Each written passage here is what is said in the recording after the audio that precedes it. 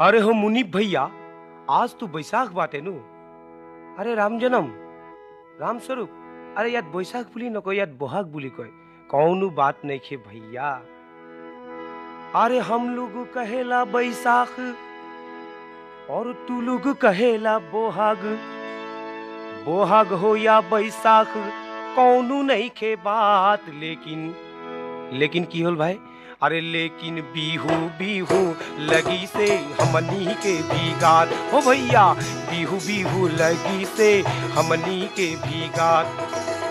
बैसाख हो या बोहाग, बोहाग हो या बैसाख कौनु नहीं के बात, लेकिन बीहू बीहू लगी से हमनी के भी गात हो भैया। बीहू बीहू लगी से हमनी के भी गात।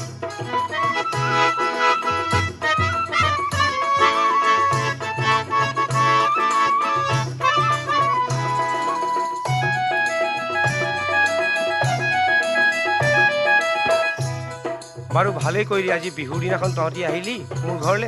बह अलप जलपान तलपान किबा एटा खाई जाबी। जलपान खाबोले भैया पेट खाली न आसे। फजीर फजीर हम लोग गाँव घूमी से।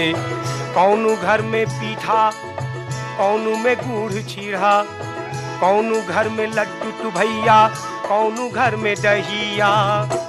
अरे तामुल चिबाई चिबाई के, तामुल चिबाई चिबाई के कंडेम हो गइल डाट, लेकिन बीहू बीहू लगी से हमनी के भी गात हो भैया।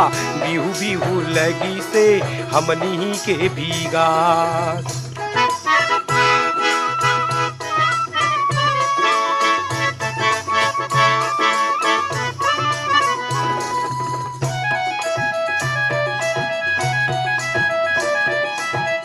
बारू एटा कथा कसून, गाँवर भीतर जे गई गाँव गई की देखिली। गाँव के भीतर जाके हम लोग देखी से कमरिया हिलाई हिलाई के सोआली सब नसी से। मोरम लोगे लोगे सेनाई सेनाई कोही से। मोरम लोगे लोगे सेनाई सेनाई कोही से। कौनु बात नो बुझिले, बुझी से एक बात भैया। कौनु बात नो बुझिले, बुझी से एक बात कि बड़ा सुरीला है उनकर मात, लेकिन बीहू बीहू लगी से हमनी के भी गात हो भैया। बीहू बीहू लगी से हमनी के भी गात।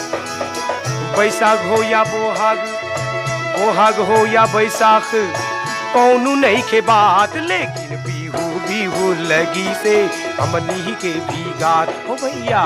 बीहू बीहू लगी से हमनी के भी गात हो भैया।